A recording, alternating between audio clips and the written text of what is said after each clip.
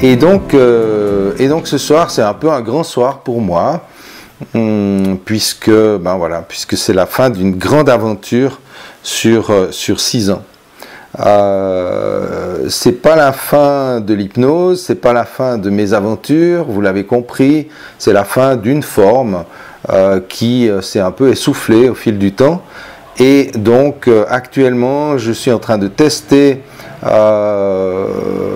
J'ai lancé les hypnoses de groupe qui sont en fait possiblement la suite de ces cafés hypnose qui sont beaucoup plus orientés sur une véritable séance d'hypnose avec une petite introduction. C'est donc à peu près le contraire de ce qu'on fait ici. Ici, je parle beaucoup et on fait un petit peu d'expérience hypnotique.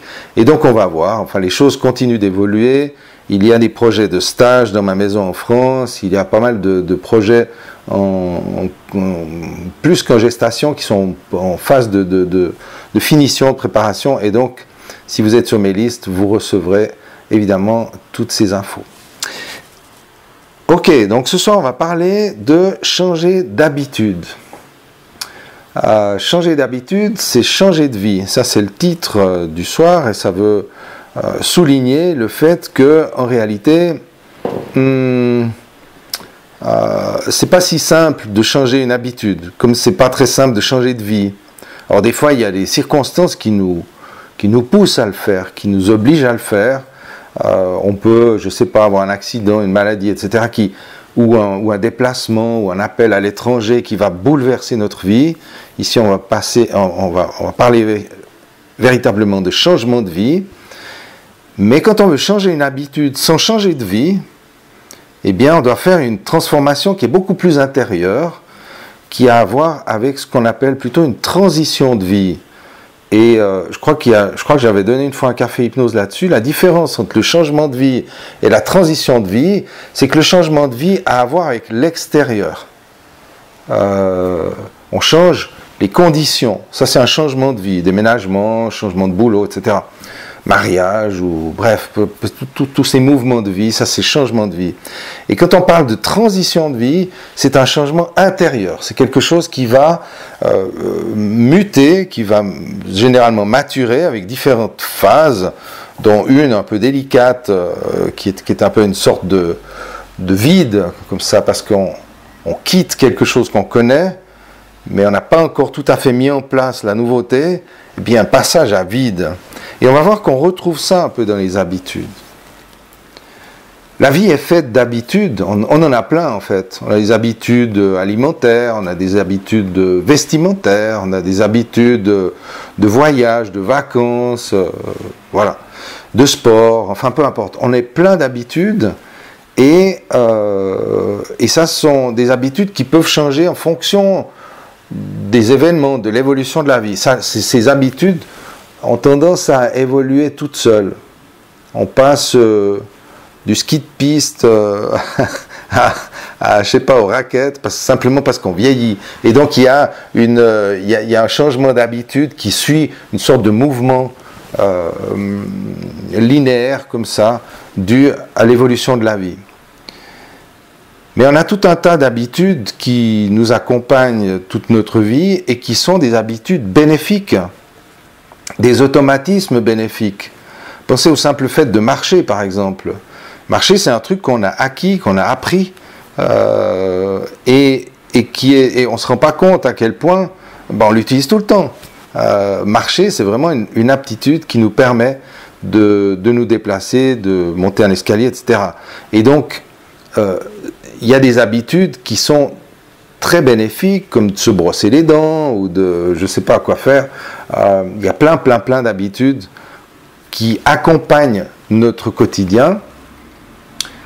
Et on pourrait noter encore une troisième catégorie, c'est les rituels personnels. On va avoir des rituels plus ou moins marqués, plus ou moins positifs. D'ailleurs, on va parler des négatifs après. On va avoir des rituels qui vont accompagner notre vie. Par exemple, comment on se lève le matin, Est-ce qu'on s'habille avant de faire sa toilette, ou l'inverse, ou est-ce qu'on déjeune, on déjeune pas, etc. Et il y a une grande part de rituels, c'est-à-dire de choses qui nous sécurisent. Le fait de faire les choses dans un certain ordre, donc d'avoir un rituel personnel, va nous sécuriser. Donc de ces rituels qui sont bénéfiques parce qu'ils nous sécurisent. Et puis, on peut remarquer que toute habitude est sécurisante, même les mauvaises habitudes. Enfin, ce qu'on appelle mauvaises habitudes, il serait plus juste de les appeler des habitudes néfastes, c'est-à-dire des habitudes qui ont des conséquences néfastes. On va reparler un petit peu après. Mais donc, même une habitude néfaste, le premier rôle d'une habitude, c'est de nous simplifier la vie, c'est de mettre en place un automatisme, et cet automatisme, il va nous garantir un certain résultat. Donc, il va sécuriser notre perception du quotidien, et ça, c'est vraiment la grande qualité dont il faut tenir compte quand on veut changer quelque chose dans le système. La résistance au changement vient de là, en fait. On va résister au changement parce qu'en fait, l'habitude, même si elle est néfaste, elle nous procure de la sécurité. Et donc, on va voir comment faire un peu plus loin. Il y a un tas de rituels personnels, d'habitudes qui sont bénéfiques. Il y a aussi des croyances qu'on pourrait classer dans les habitudes, c'est-à-dire les habitudes de pensée. Est-ce que j'ai l'habitude de penser positive, de voir la vie en rose, ou est-ce que j'ai l'habitude de penser de manière négative, c'est-à-dire de m'inquiéter pour tout et pour rien? Et ça, ce sont aussi des habitudes, ce sont des habitudes mentales, des automatismes qui sont aussi là pour nous sécuriser au départ, mais qui nous pourrissent la vie, évidemment. On voit ça notamment avec les troubles du comportement, les TOC, et donc les TOC, les troubles obsessionnels compulsifs, sont véritablement des rituels de la pensée, des rituels mentaux, c'est-à-dire, et c'est ça qui donne le côté obsessionnel du TOC, c'est-à-dire qu'on va avoir une obsession sur un doute, sur quelque chose. Est-ce que j'ai bien fermé la porte? Est-ce que j'ai bien éteint la lumière? Est-ce que j'ai bien coupé le robinet, etc. Et donc, on va le faire, et puis après, on va s'en aller, on va faire quelques mètres, puis il va y avoir un doute. Est-ce que je l'ai fait correctement? Donc là, il y a vraiment des parties du cerveau qui fonctionnent pas de manière correcte, et puis, et donc on va obsessionnellement repenser à ce doute, jusqu'à évidemment retourner pour vérifier, et on peut le faire de nombreuses fois, malheureusement dans certains cas, mais on arrive assez bien, notamment avec l'hypnose ou avec d'autres approches cognitives, à régler ces TOC, parce qu'effectivement, on est dans des schémas mentaux, dans des habitudes mentales, dans des rituels du mental qui permettent de sécuriser la personne. Et donc il s'agit de remplacer la sécurité qui est offerte par cette habitude par une sécurité plus forte. Et donc, c'est vite dit, un peu moins vite fait, mais le principe c'est ça. Et c'est important pour chacun de comprendre, que ce soit au niveau des croyances limitantes, des obsessions, des comportements répétitifs, que ce soit dans toutes sortes d'habitudes qu'on a et dont on aimerait se passer, ou qu'on aimerait régler. Je ne sais pas si tout d'un coup j'ai pris l'habitude de manger trop sucré, de manger trop salé, c'est peut-être mon corps qui à un moment donné va me dire stop, et ça peut être suffisant pour me motiver. Néanmoins, l'habitude reste parce qu'elle a créé une sécurité. Et donc ce qui est intéressant de remarquer et de souligner par rapport à ces habitudes, c'est qu'il s'agit de fournir au mental une sécurité de remplacement. On pourrait dire en gros que on ne peut pas enlever une habitude, qu'elle soit bonne ou mauvaise, on ne peut pas enlever une habitude. On peut la remplacer par une autre habitude. Une autre habitude qui va garantir tout autant, si ce n'est plus, de sécurité. Et c'est là-dessus qu'on va travailler en hypnose, mais c'est là-dessus qu'on peut déjà réfléchir, ou que, en m'écoutant, vous allez évidemment, votre esprit tisse des liens, cherche à trouver des exemples pour vérifier si ce que je dis tient debout ou pas, et vous trouvez dans votre histoire des éléments qui pourront sans doute corroborer ce que je propose maintenant. On ne peut pas enlever une habitude, aussi néfaste soit-elle, si on ne la remplace pas par un degré de sécurité équivalent ou supérieur. Et ça, c'est très très important à considérer dans le changement. On doit mettre quelque chose qui donne plus de sécurité, ou en tout cas au moins, autant. Alors on a évidemment toutes ces habitudes néfastes que sont le tabac, l'alcool, le sucre, les drogues, le jeu, le sexe compulsif, etc. Et toutes ces choses qui viennent pourrir la vie, mais il y en a une liste bien plus longue. Maintenant on a les addictions à l'informatique, les addictions au smartphone, les addictions au texto. Voilà, il y a des gens qui envoient 50 textos par jour, il y en a qui envoient 200. Donc on a ici des habitudes qui se mettent en place, des automatismes qui peuvent être assez fortement perturbants, mais qui créent une certaine sécurité. C'est ça vraiment que j'avais envie de souligner, parce que c'est un truc dont on ne parle pas beaucoup, cette notion de sécurité que l'habitude apporte. Et donc il s'agit de combler ce manque de sécurité qui viendra ou qui viendrait quand l'habitude change. Ici, dès qu'on parle des habitudes mentales, des habitudes comportementales, donc ça veut dire qu'ils sont soutenus par le mental, on est dans l'univers intérieur. On n'est pas dans la logique du monde réel. Je veux dire, demander à quelqu'un de manger moins, quelqu'un qui est boulimique, demandez-lui d'arrêter le chocolat, il va vous dire, bien sûr, rationnellement, je peux arrêter le chocolat. Il n'y a personne qui me met un flingue sur la tempe pour que j'en mange. Mais le besoin, l'habitude de manger du chocolat, elle est interne, elle fait partie de l'univers intérieur, de son monde intérieur. Et c'est là où on est, où on peut ressentir, où on peut voir cette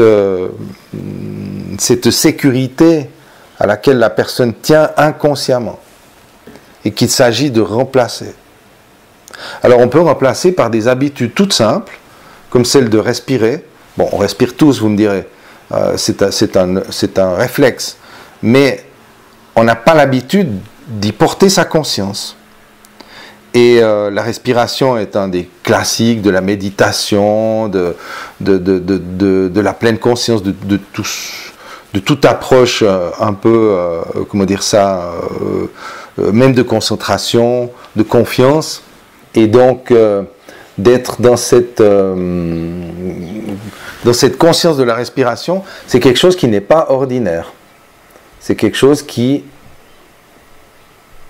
permet, en portant sa conscience sur la respiration, de retrouver une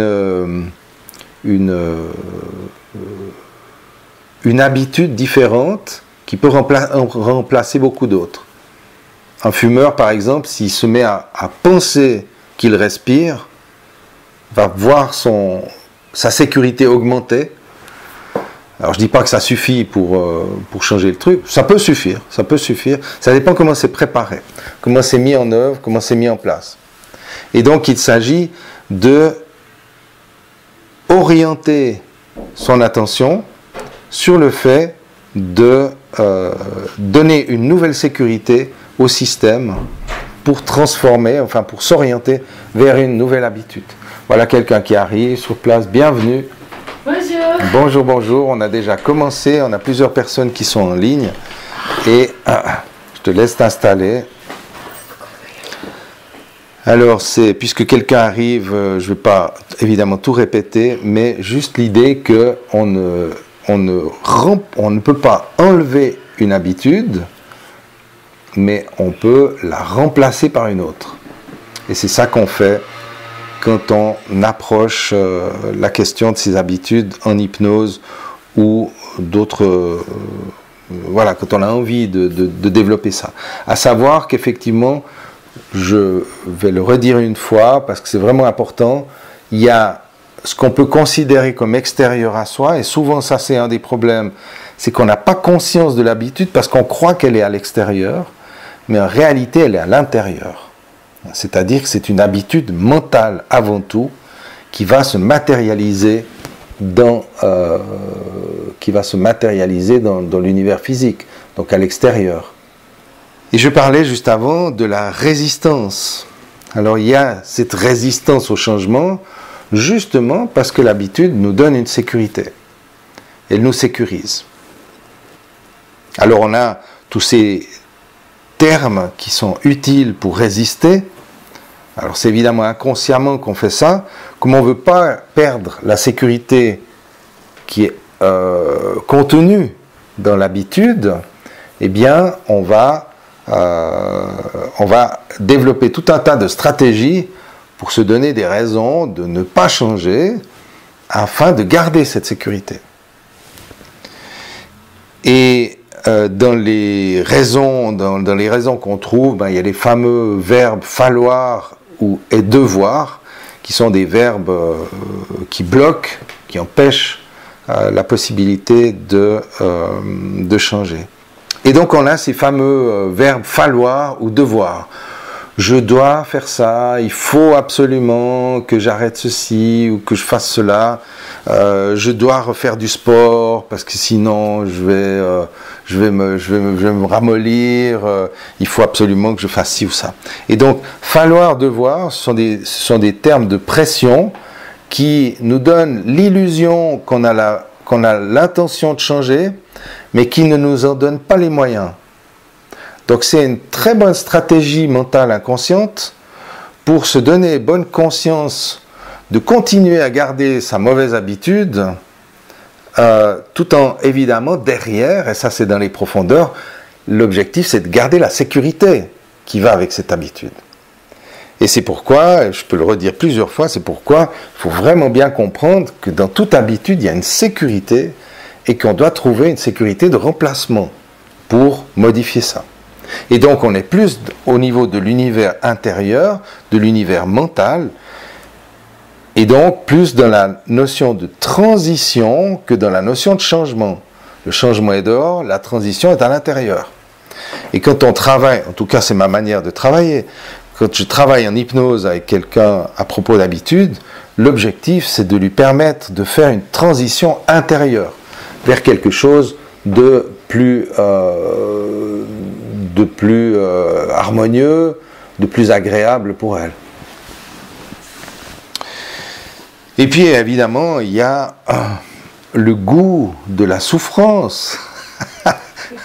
Alors là, je le dis en marrant parce qu'on peut qu'en rire, mais en même temps, c'est tragicomique. C'est-à-dire qu'on développe un certain goût à souffrir, un certain goût à, à justifier sa souffrance ou à s'accrocher à sa souffrance, parce que c'est en faisant ça qu'on peut maintenir l'habitude qui nous garantit la sécurité.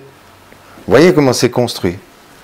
Et donc il est important de savoir comment ça se construit pour savoir où agir afin de permettre aux choses de se faire tranquillement, voilà, facilement, ou facilement, c'est peut-être un terme un peu exagéré, mais disons aisément, ça se fait à son rythme, mais si on active les bons leviers, ça se fait dans une logique.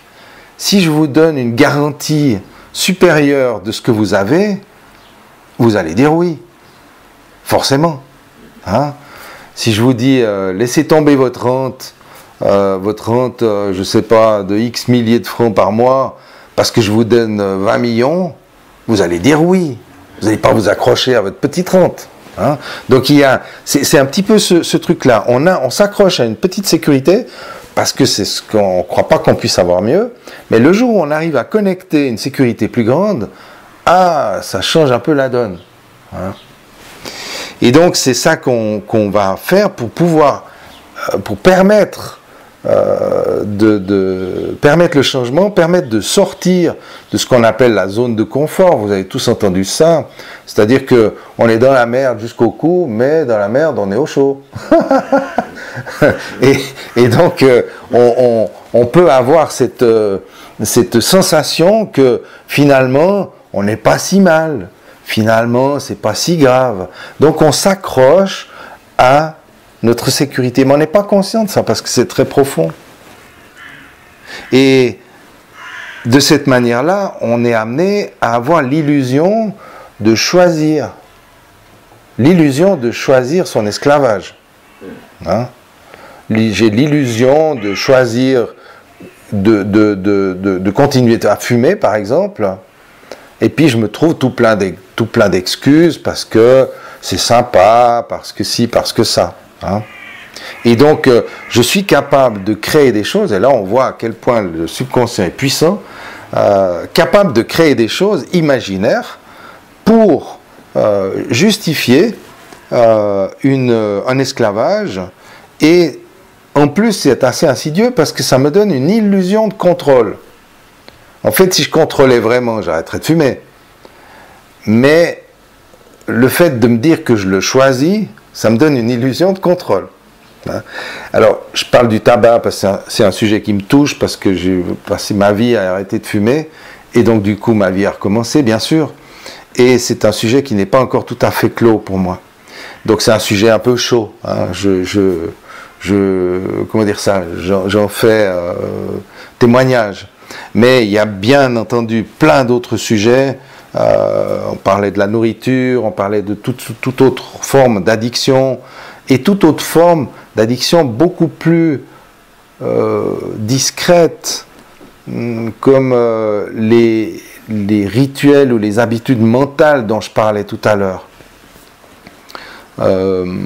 Et là, je vais faire, pour illustrer ça, je vais vous raconter un petit passage de ma vie. Je pense que j'avais autour des 40 ou 45 ans, quand je me suis rendu compte que j'arrêtais pas de juger les gens. Mais j'avais aucune conscience que je faisais ça. C'était un rituel intérieur, c'était un truc pour me sécuriser. Je jugeais les gens. Bon, évidemment, je les jugeais sévèrement, je les condamnais à l'intérieur de moi. Je disais, mais comment regarde ça, comment il est habillé, comment il parle, comment, etc. Je ne le disais pas, mais ça tournait dans ma tête. Donc j'avais beaucoup de jugements sur les gens, et en fait, probablement, ça me sécurisait, parce que en abaissant les autres, eh ben, ça me permettait de me sentir un petit peu moins couillon, quoi, un peu moins minable. Et donc, ça me permettait de me gonfler un peu mon estime de moi. Mais le jour où j'ai pris conscience de ça, ça a été terrible. C'était un gros choc de prise de conscience. Et ça a pris quelques mois jusqu'à ce que j'arrive à repérer. La première chose que j'ai fait, c'est commencer à remarquer chaque fois que je le faisais, sans me juger, alors en essayant d'être neutre, juste à observer le système que j'avais inconsciemment mis en place, le système de jugement qui tournait, cette habitude de juger les autres, qui me donnait une sécurité, mais qui en même temps me limitait, bien sûr. Et en faisant cette démarche, je me suis rendu compte à quel point, en fait, j'avais peur d'être jugé moi-même. Et donc, le fait de juger les autres était comme une espèce de manière de reprendre un certain contrôle, ou de de dénier aussi le fait que je puisse être jugé. Et donc, quand j'ai arrêté de juger les autres, quand cette habitude s'est calmée, grâce au fait que j'ai mis en place une autre sécurité, c'est-à-dire une vision un peu plus détachée, un peu plus philosophique sur la vie, sur le droit de chacun à être qui il est, ben du coup, ça a été génial parce que j'ai cessé peu à peu de craindre qu'on me juge. Et donc, c'était lié. Alors ça, c'est un petit témoignage aussi qui illustre simplement ça, ces systèmes de pensée négative, ces systèmes qui entretiennent une problématique, mais problématique qui assure une certaine sécurité. Et donc on revient toujours à ça, et ça c'est le nœud du problème, c'est le nœud de la question du changement d'habitude, c'est que l'habitude, quelle qu'elle soit, nous procure de la sécurité. Alors, la résistance au changement est évidemment une protection à la sécurité qui est derrière. Alors il est intéressant de voir qu'on peut faire un grand nombre de choses avec son esprit, n'est-ce pas? Et que toutes, évidemment, ne sont pas bénéfiques, mais que ce potentiel de création, qui est mis en œuvre parfois de manière néfaste ou négative, peut être redirigé de manière positive. En fait, c'est ça le développement personnel. On ne développe pas des nouvelles capacités, on réoriente des capacités dans une nouvelle direction. C'est probablement pas tout à fait complet ce que je dis, parce qu'effectivement, en faisant ça, on va découvrir des capacités en soi qu'on n'avait pas vues. Mais ça ne veut pas dire qu'on les avait pas, mais elles étaient enfouies un petit peu sous cette confusion de croyances ou d'habitudes mentales. Un petit peu comme cette prise de conscience à l'époque que je jugeais tout le temps les autres. Je ne me doutais pas, quand j'ai pris conscience de ça et quand j'ai commencé à essayer de le remplacer par autre chose de plus sain, je ne me doutais pas que j'allais me libérer de la peur du jugement des autres sur moi. Et donc c'est vrai que quand on réoriente, ça laisse la place à l'intérieur de soi à découvrir et à laisser fleurir d'autres choses. Alors vous savez que j'aime bien vous faire un peu expérimenter des trucs, et à propos de résistance et de tout ce qu'on peut évoquer à ce sujet de cette cette fluidité de la vie qui peut être freinée par les résistances, par les croyances, par les pensées, par les habitudes qui nous empêchent d'être autrement. Une habitude nous fige dans un état. C'est-à-dire qu'on va s'identifier à une habitude. On va s'identifier à ce qu'on croit être. L'identité vient de ce qu'on croit être. Je crois être ça, j'ai les habitudes qui vont avec, qui manifestent que je suis, par exemple, fumeur, enfin, que je pense être, et ça va figer cette identité. Et donc, l'évolution personnelle, le développement personnel, l'évolution spirituelle aussi, suppose qu'on se laisse la possibilité de devenir différent. Et c'est là où c'est vraiment très intéressant, passionnant, de se laisser cette largesse, cette grandeur de devenir différent. Alors j'aimerais souligner tout de suite qu'il n'y a pas d'obligation. C'est pas obligatoire. On a le choix. On peut le faire, on ne peut pas le faire tout de suite, le faire demain. On peut se laisser être qui on est. Mais avec la conscience que qui on est, c'est qu'une croyance. On pourrait être quelqu'un d'autre. Enfin, on pourrait être une autre version de soi. On entend ça assez souvent dans le développement personnel. Devenez la meilleure version de vous-même. C'est un peu ça. C'est évidemment qui on est, mais est-ce qu'on est bien sûr d'être qui on est vraiment aujourd'hui? Ou est-ce qu'on est une version limitée de soi? Et c'est là où c'est intéressant d'ouvrir cet espace de possibilités que permet l'hypnose. Alors je vais vous proposer une expérience courte, juste quelques minutes, pour goûter un petit peu ce que peuvent évoquer les images intérieures, ce que peuvent évoquer certains symboles, et comment votre subconscient peut mettre en œuvre déjà des débuts de changement, initier du changement chez vous, à partir d'images simples. Et pour cela, je vais vous inviter à entrer dans l'expérience, vérifier juste que vous êtes bien assis, assise, et simplement, naturellement, de prendre juste une grande inspiration, maintenant, et à l'expiration, de laisser vos yeux se fermer et d'observer comment vous êtes capable de relâcher vos épaules et vos bras pour ressentir que ces épaules et ces bras se posent et qu'à travers la détente des bras, tout le corps est emporté vers le bas, vers plus de lourdeur, plus de confort, plus de présence, avec les épaules qui entraînent les omoplates et qui permettent à toutes les vertèbres de se tasser confortablement, comme un serpent qui s'enroule pour faire la sieste, comme un chat qui s'enroule dans son panier pour ronronner, et ressentir tout le corps qui se pose. Et votre corps qui se pose vous permet peut-être de ressentir le confort jusque dans les pieds. Et par le contact des pieds sur le sol, de ressentir le sol et même votre lien à la terre. Comme si vous aviez des racines, ou comme si vous aviez la simple conscience d'être connecté à cette terre qui, dans son subtil équilibre de pesanteur, vous permet de rester accroché à elle, comme si elle vous tenait en sécurité à sa surface. Et c'est le cas, vous pouvez simplement laisser le corps se poser et votre esprit flotter quelque part à l'intérieur de vous. Vous pourriez imaginer que vous vous envolez ou que vous vous déplacez à la vitesse que vous le souhaitez, ou même instantanément pour vous retrouver dans un endroit paradisiaque comme une île par exemple, avec la mer bleue.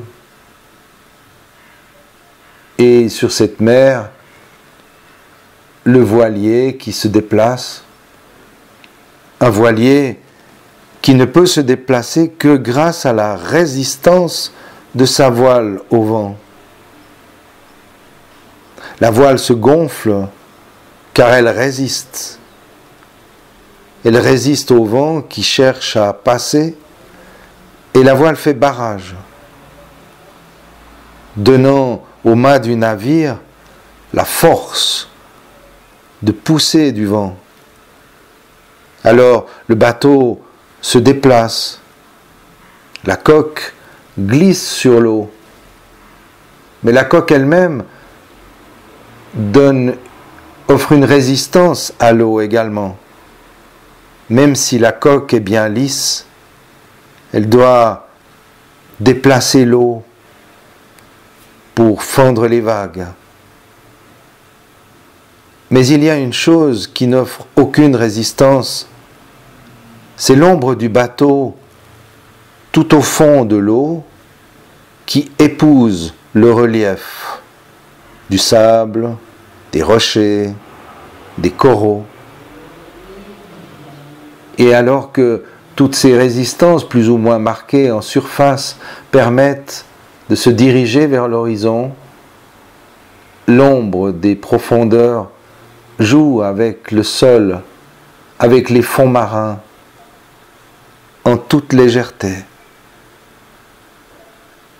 Et je me demande comment vous pouvez suivre cette ombre, comme si vous étiez en plongée à l'intérieur de vous, à juste suivre la trace de ce qui se passe en surface, à en prendre conscience et à laisser glisser. Observez dans quelles eaux vous êtes en train de naviguer et vers quel horizon vous vous dirigez. Votre subconscient tient la barre et votre âme nage avec les dauphins, les poissons colorés, la lumière bleue et le silence des profondeurs.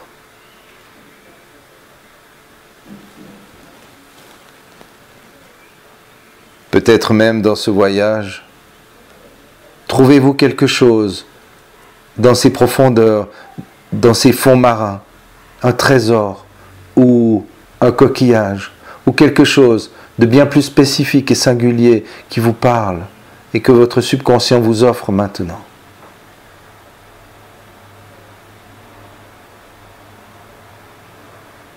Quelque chose de très précieux pour vous.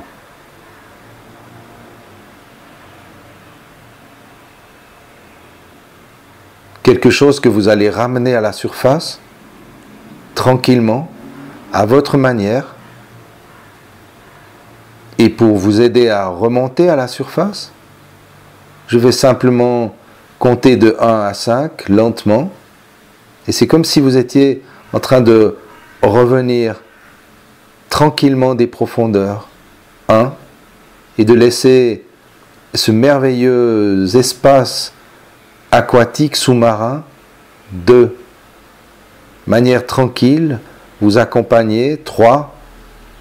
Et vous pouvez reprendre contact avec la lumière plus brillante et scintillante à l'extérieur de l'eau. 4. Et vous retrouvez ici et maintenant sur votre fauteuil. 5. Voilà. Voilà une courte expérience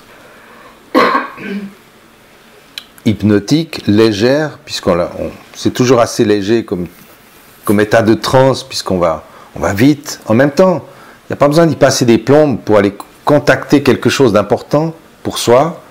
Et je pense que, en tout cas, plusieurs d'entre vous pourraient le ressentir. C'est que dès le moment qu'on se connecte à quelque chose de suffisamment symbolique pour toucher un espace de sécurité, justement, un espace de tranquillité, un espace de créativité, on est tout de suite en hypnose. C'est pas forcément une hypnose profonde dans laquelle on va perdre conscience, c'est pas le but, mais on est vite dans un état ressource, un état qu'on appelle ressource, c'est-à-dire un état qui permet au subconscient de vous offrir quelque chose de précieux. Ok. Et donc je vais vous laisser goûter, savourer l'état pour vous-même et attirer maintenant votre attention sur la suite de ce que j'avais envie de vous proposer. C'est la liberté d'être. Parce que quelque part, on a parlé de cette notion de choix illusoire, de tout ce qu'on se raconte pour rester dans sa zone de confort et donc dans ses habitudes pour garantir une sécurité dont on n'a même pas conscience.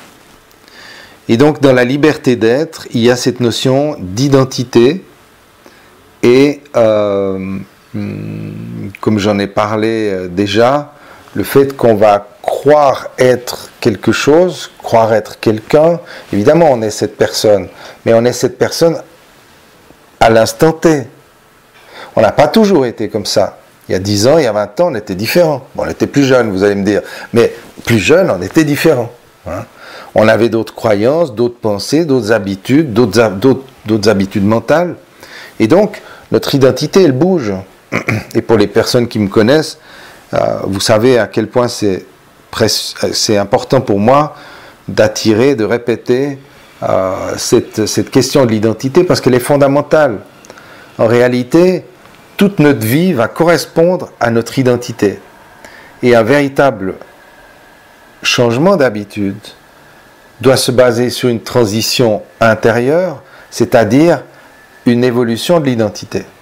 Quand on le fait comme ça, les choses sont beaucoup plus faciles, elles sont même évidentes, elles sont faciles, parce qu'il y a un basculement de l'identité, un basculement, une évolution, simplement, le fameux mouvement vers une meilleure version de soi-même, qui permet aux choses de se manifester après à l'extérieur, de façon différente.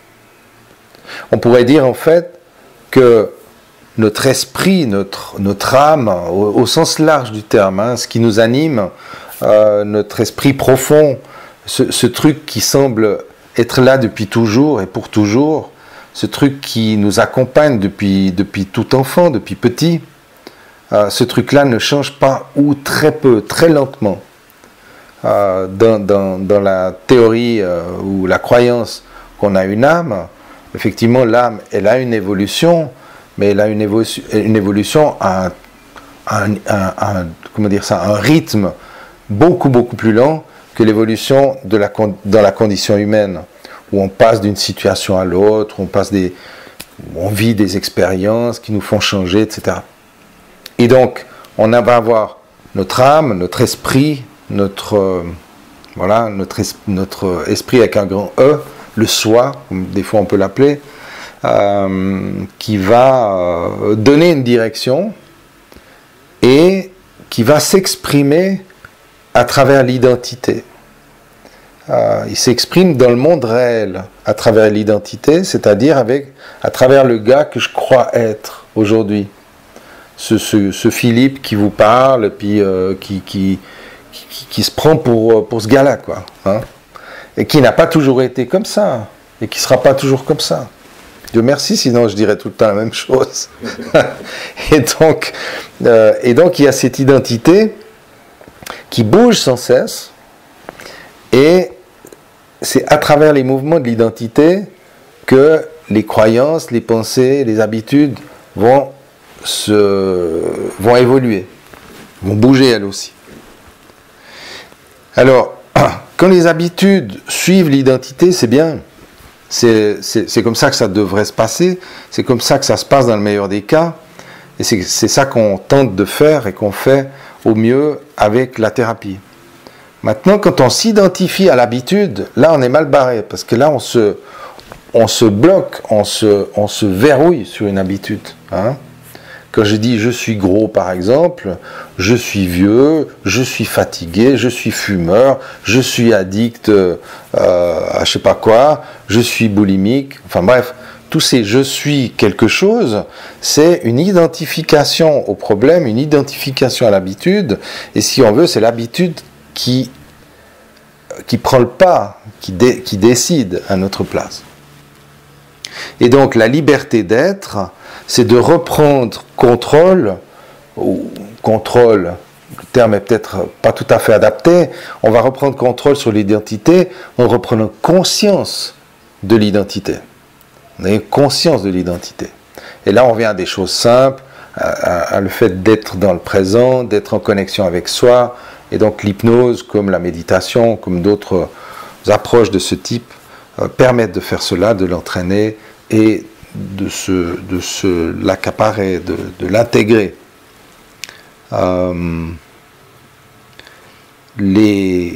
L'identité a des besoins qui sont liés à l'identité, qui sont liés au fait que l'identité est mortelle. On sait qu'on vieillit, on va mourir, on a des besoins, pipi, caca, manger, et tout, on a des besoins qui sont liés à l'identité, les besoins fondamentaux, la pyramide de Maslow, etc., avec les besoins du bas qui sont vraiment liés à l'identité, et plus on monte, plus on s'approche de quelque chose de plus ouvert, de plus spirituel. Mais ça, c'est tout en haut de la pyramide. Hein. L'identité, elle va je crois qu'il y a 7 niveaux en tout, elle concerne les 6 premiers niveaux, vraiment la pointe s'ouvre enfin sur quelque chose de plus spirituel ou de l'ordre de l'esprit, de l'ordre de l'âme, mais tout le reste, c'est vraiment l'identité, et c'est cette identité qui va, d'une part, exprimer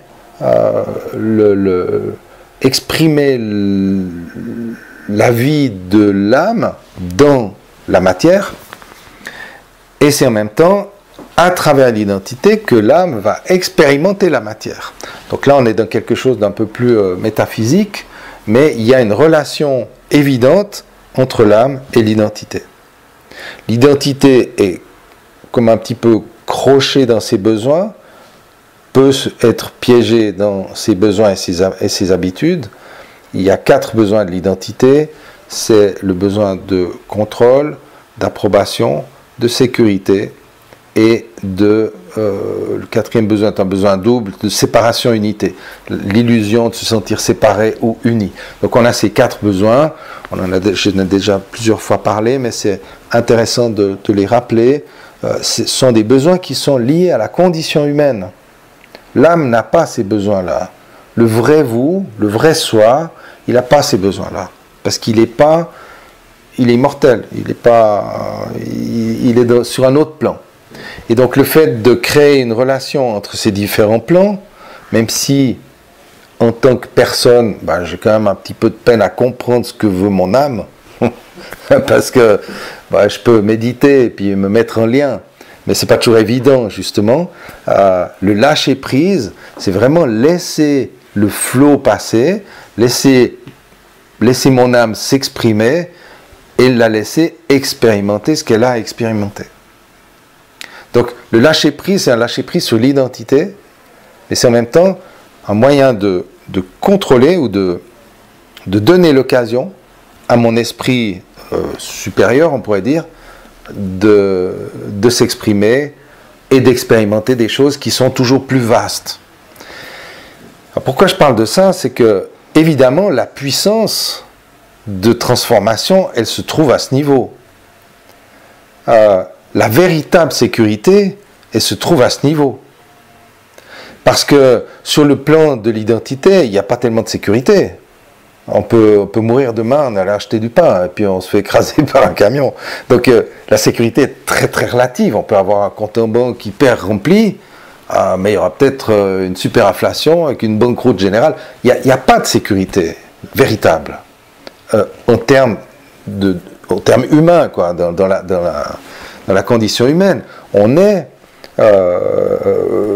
appelé à une sorte d'acte de foi en disant, mais oui, je sais que je vais mourir, je ne sais pas quand, je sais, etc. Puis on le sait tous, mais on ne veut pas trop y penser parce que ça nous plombe un peu, ça nous descend les chaussettes. Mais on sait qu'il y a ça. Alors où est-ce qu'on trouve sa sécurité? Si on peut se brancher au niveau spirituel, on va trouver une spiritualité spirituelle ou philosophique, je prends ça vraiment au sens large, hein. Une sécurité dans la croyance que je suis bien plus que ce que je parais, même à mes propres yeux. Et si on le fait pas de cette manière-là, on va trouver la sécurité dans les habitudes. Et c'est là où c'est vraiment important de souligner ça. C'est ce qui m'amène à vraiment à développer ce sujet que je trouve vraiment intéressant, de l'habitude qui va nous amener à réorienter notre perception, notre identité, pour être plus en phase avec le soi qui est au-dessus. Hein? On va comme ça développer peut-être de nouvelles habitudes, des habitudes qui sont plus identitaires, de nouvelles habitudes, par exemple, de cultiver des bonnes pensées, d'être plus aimant envers soi, d'avoir plus d'amour de soi, d'être plus compatissant envers soi, d'être plus compatissant aussi avec les autres, je veux dire, d'ouvrir son cœur. Hein. Ouvrir son cœur, c'est dangereux pour la plupart des gens. On considère que c'est dangereux parce qu'on peut souffrir, etc. Donc il y a toutes ces choses qui sont liées aux pensées également, à toutes ces constructions mentales. Et quand on fait pivoter l'identité vers quelque chose de plus vaste, on se rend compte qu'il y a beaucoup de choses en soi qui vont commencer à se dilater, à augmenter, à s'ouvrir. Et là, on va être dans des connexions plus faciles, plus évidentes avec son âme, avec son esprit profond, et par voie de conséquence, développer d'autres habitudes qui vont nous amener une autre perception de la sécurité, qui est une sécurité plus spirituelle, plus haute. Alors évidemment, il y a des gens qui ne sont pas ouverts à ça, qui sont fermés, qui sont cartésiens, etc. Et c'est tout à fait OK. La proposition ici, c'est de tenter cette expérience. De toute façon, qu'est-ce que je risque? Qu'est-ce qui se passe si je fais un acte de foi? Alors bon, moi je suis chrétien d'origine, et puis on ne va pas entrer dans des croyances religieuses, c'est pas l'idée, mais la foi est quelque chose de très très précieux. Je pense que dans les générations précédentes, un des avantages, il y avait plein d'inconvénients, hein, mais un des avantages, c'est que la foi donnait cette sécurité.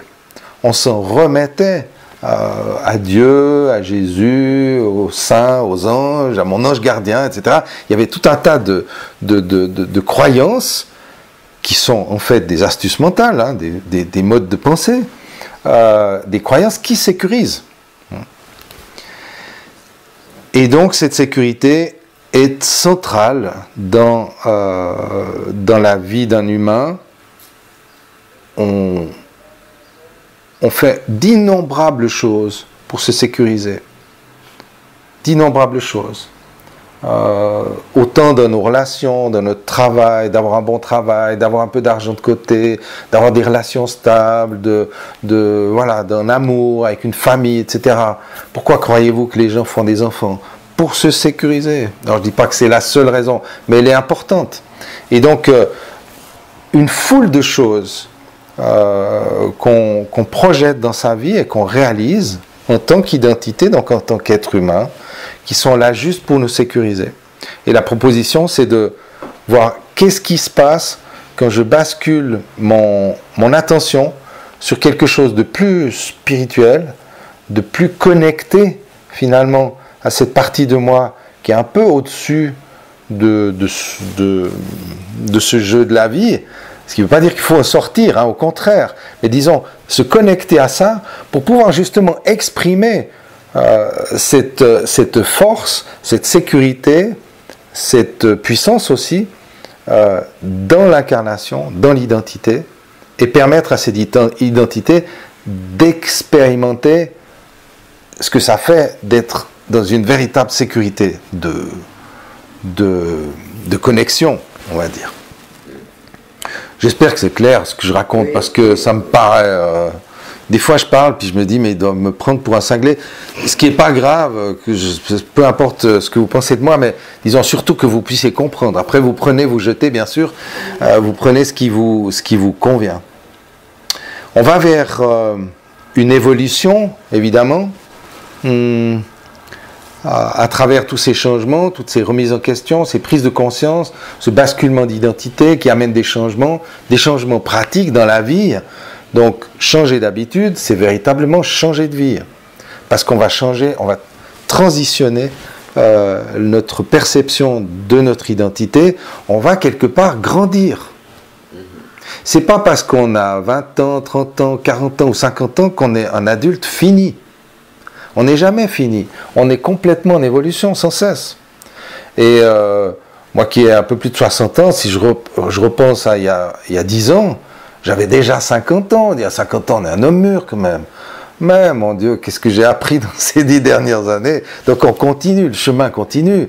Et puis je suis sûr que dans 10 ans, je dirais, oh, Philippe, à 60 ans, mais t'avais rien compris. Enfin bref, c'est pas une question de comprendre ou pas, ou d'avoir raison ou tort. La question n'est pas là. Mais c'est d'observer quand même ce processus qu'on est sans cesse en train de développer sa conscience et d'ouvrir sa possibilité à se connecter à ce qu'il y a de plus précieux pour soi, à l'instant T, bien sûr. Bien sûr que c'est au moment où on parle. Et donc la voie du lâcher-prise dont on parle souvent, c'est cette voie-là. C'est se permettre d'arrêter de tenir absolument à ce qui nous sécurise depuis si longtemps pour voir ce qui se passe si je lâche.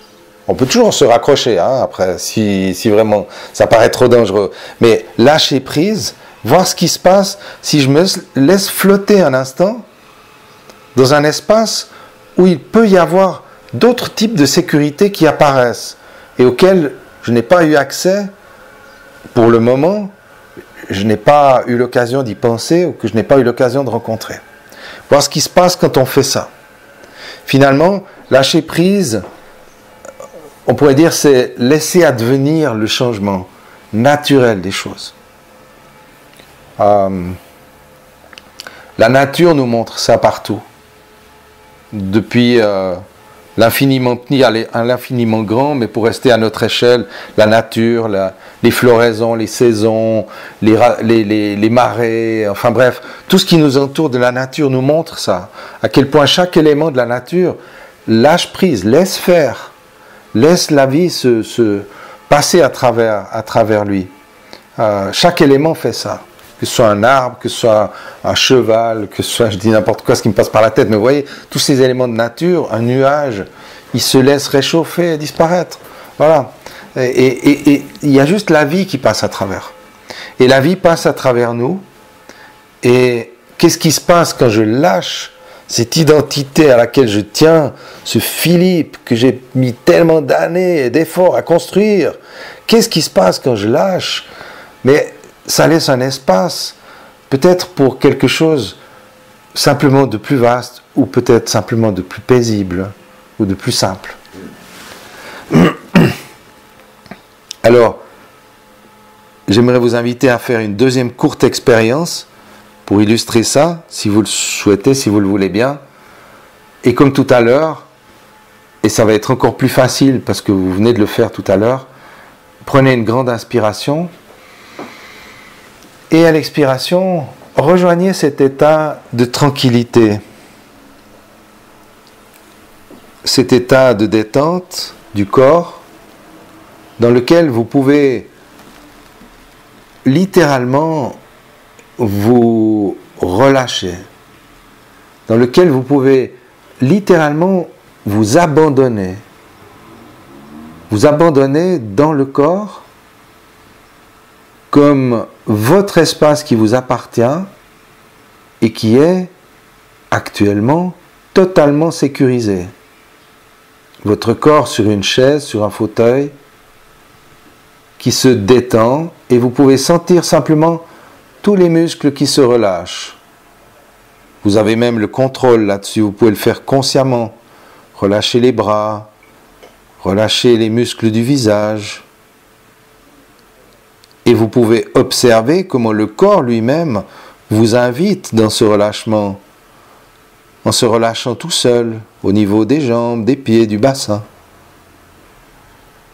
Vous pourriez même avoir la curiosité de laisser votre attention être attirée par un endroit du corps qui vous appelle et qui demande votre attention pour apporter de la détente, comme une tension intérieure qui vous dit « Eh oh, regarde-moi, détends-moi ». Et comme si vous pouviez porter votre attention sur cette partie du corps, ça peut être un membre, un muscle, un organe intérieur, détendre cette partie, apporter de la lumière, de l'amour sur cet endroit, pour que cette partie du corps puisse se détendre et emporter avec elle tout le reste de votre identité. Et alors que vous êtes de plus en plus détendu, de plus en plus présent, simplement à vous-même, connecté, prêt à l'expérience, j'aimerais vous inviter à imaginer que vous êtes dans un espace de nature avec un paysage assez plat, comme si vous étiez sur une plaine. L'endroit est confortable, la température est agréable. Vous êtes juste dans un endroit avec un grand espace devant vous. Vous êtes sur un chemin et derrière vous, il y a le vous que vous connaissez. Comme si vous regardiez en arrière, il y a quelque temps, dans un passé récent ou lointain.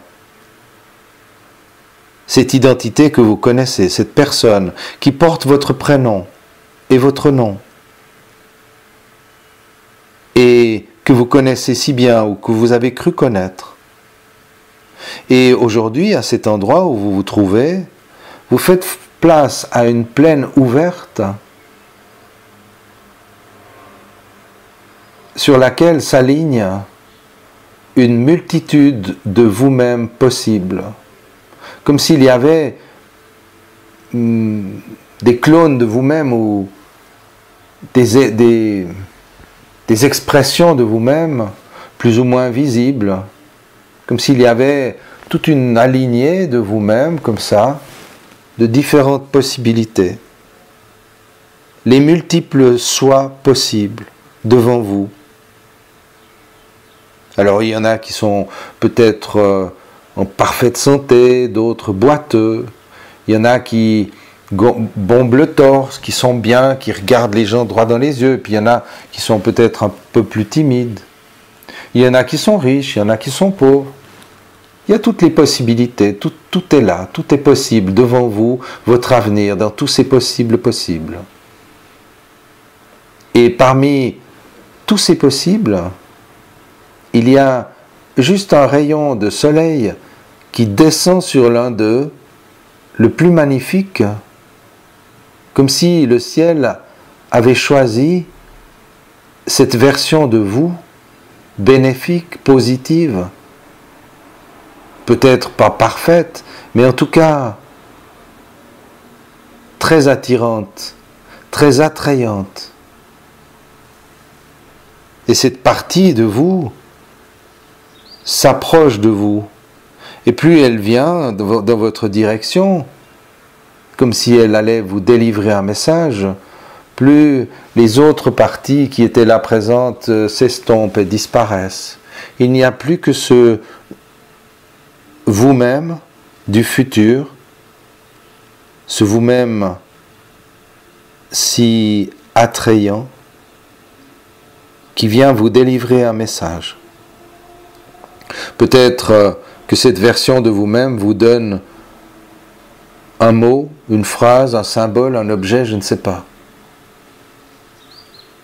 Quelque chose d'important, quelque chose qui a du sens. Quelque chose qui peut même peut-être faire écho à ce que vous aviez découvert au fond de l'eau tout à l'heure, ou qui vient le compléter. Et cette version de vous-même, cette version future, prend tous les égards pour que vous receviez bien ce message, car bien entendu, elle a besoin de vous pour exister. Cette version de vous a besoin de la version de vous de maintenant. Et que vous puissiez bien comprendre ce qu'elle a compris dans le futur, pour que le futur du passé devienne le passé du présent. Et que vous puissiez être profondément rempli de cette sécurité que vous allez vers cela. Une version de vous-même qui vous fait plaisir, qui vous fait du bien, dont vous êtes fier, heureux, heureuse de ressentir cet élan et cette complicité, cette connivence, de réaliser la part lumineuse de vous-même à tous les niveaux de votre être.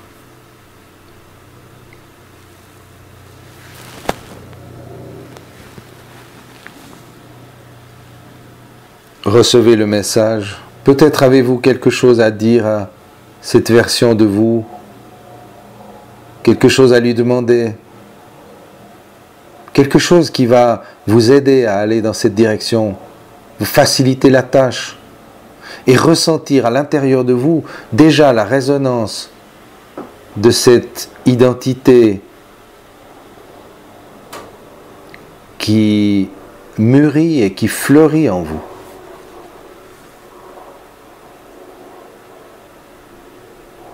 Votre subconscient est en train d'adapter tous les systèmes pour ressembler à ce subconscient futur qui déjà se met en lien avec le présent pour réaliser ce qui déjà est en place, ce qui déjà advient.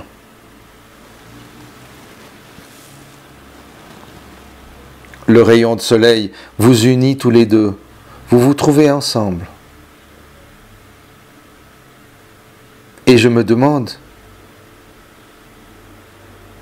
lequel des deux va fusionner avec l'autre, si c'est vous qui allez entrer en lui ou si c'est lui qui entre en vous. Comme ça. À ressentir déjà tout le potentiel et toute la joie qu'il contient.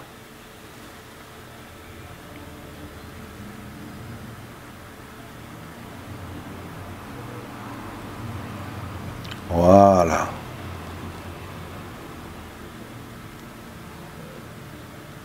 Et quand votre subconscient en a fini avec ce qu'il a à faire dans cette courte expérience, il va trouver son propre moyen de vous le faire savoir, et alors, à votre rythme, et seulement quand votre subconscient y est prêt, vous pourrez revenir ici et maintenant en comptant pour vous-même à l'intérieur de vous de 1 à 5 au rythme qui vous convient, de sorte que vous reprenez le total contrôle de votre identité, de votre chemin et de votre connexion au futur.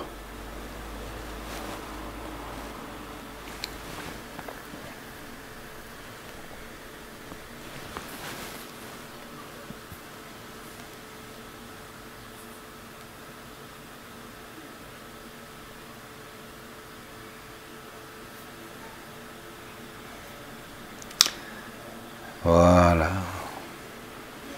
Chacun a son rythme. Très bien. Ok. Étirez-vous. Prenez le temps de revenir avec tout ce que vous rapportez avec vous. Et comme tout à l'heure, si quelqu'un avait envie de s'exprimer ou de dire quelque chose, c'est naturellement le bienvenu. Vous pouvez constater que dans ces expériences, vous avez un sacré potentiel de création, n'est-ce pas, en vous. Et que c'est dans ce potentiel de création que vous trouvez les moyens de pivoter votre identité vers quelque chose de plus ressemblant à ce que vous êtes vraiment, et le reste suit, le reste, le changement de vie suit, le changement, tous les changements, toutes les réadaptations, toutes les adaptations qui doivent être faites en fonction d'une conscience plus large et plus connectée se font tout seuls. C'est pour ça que des fois ça a l'air un peu magique, parce qu'on bouge 2-3 trucs, il y a des prises de conscience, et puis après, ça se fait, c'est facile. Voilà ce que j'avais envie de partager avec vous. J'aimerais encore juste donner quelques informations sur un peu technique. Qu'est-ce que l'hypnose a à voir là-dedans, hein?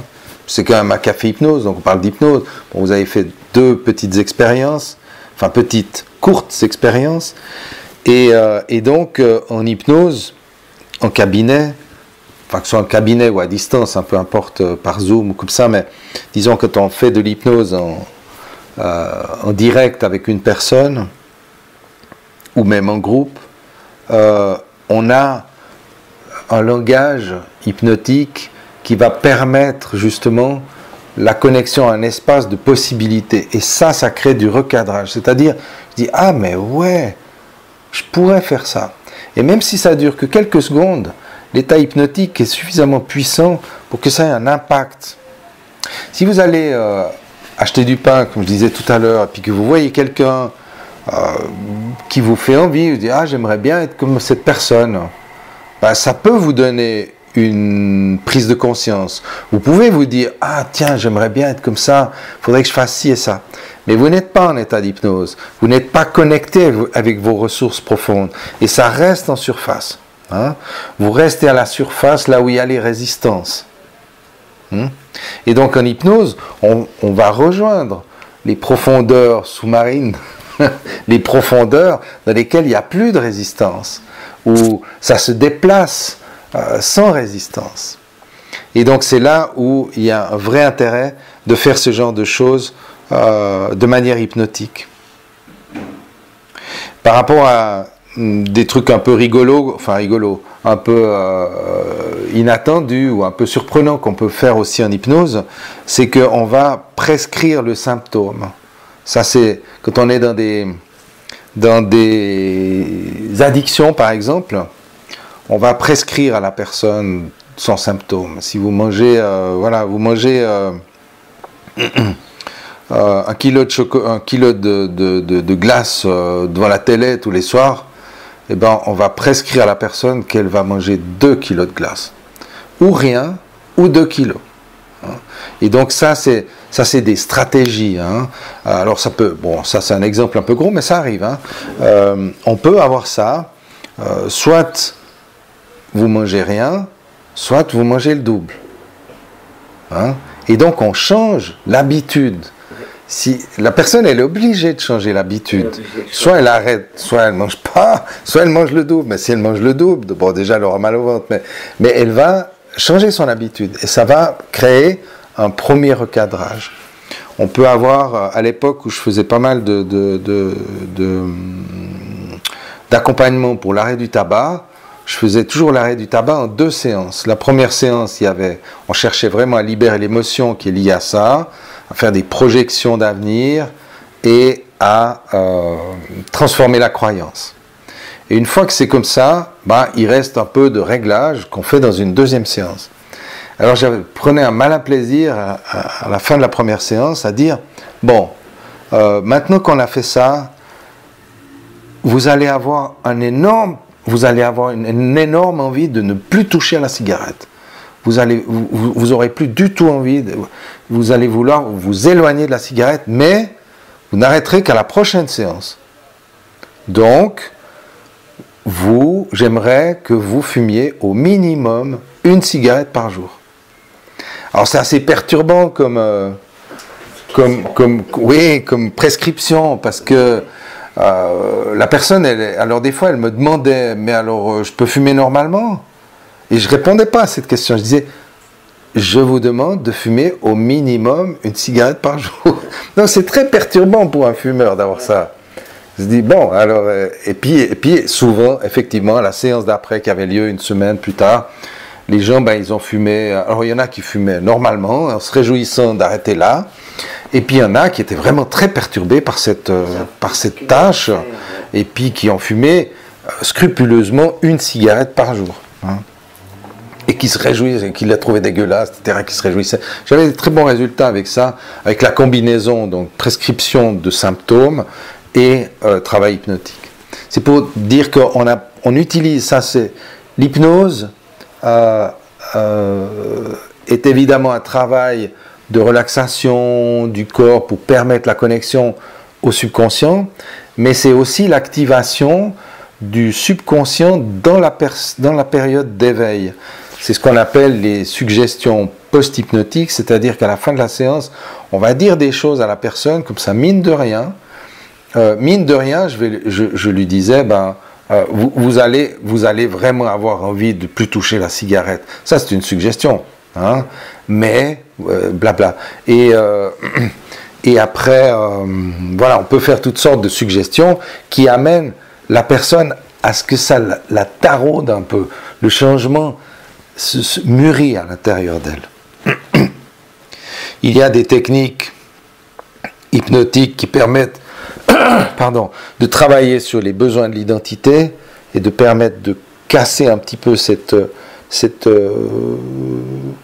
j'allais dire cet agrippage, c'est ce fait qu'on est agrippé à son identité, donc on a des moyens pour faire ça, qui sont spécifiques, et vraiment, ben, peut-être le truc le plus important, c'est ce que je vous ai invité à faire dans cette 2e expérience, c'est de se permettre, ou de trouver le moyen de se permettre une projection future différente que celle qu'on a l'habitude de faire.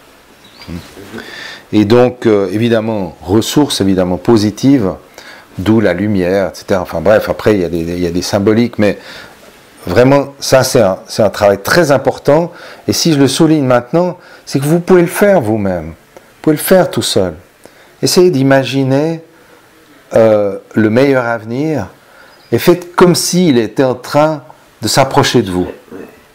Hein? La manière de faire comme si, ça permet, ça ouvre des possibles. Comme si ça arrivait. Hein? Pas forcément comme si c'était déjà là. Ça, c'est des fois des étapes, il ne faut pas sauter des étapes. Mais comme si c'était en train de se rapprocher. Et ça donne vraiment beaucoup d'ouverture et beaucoup de possibilités. Et puis évidemment, il y a aussi l'auto-hypnose. Quand on travaille avec des personnes en tant que professionnel, on leur donne aussi des astuces d'auto-hypnose. Évidemment, il y a aussi des cours d'auto-hypnose. Moi, j'en donne de temps en temps.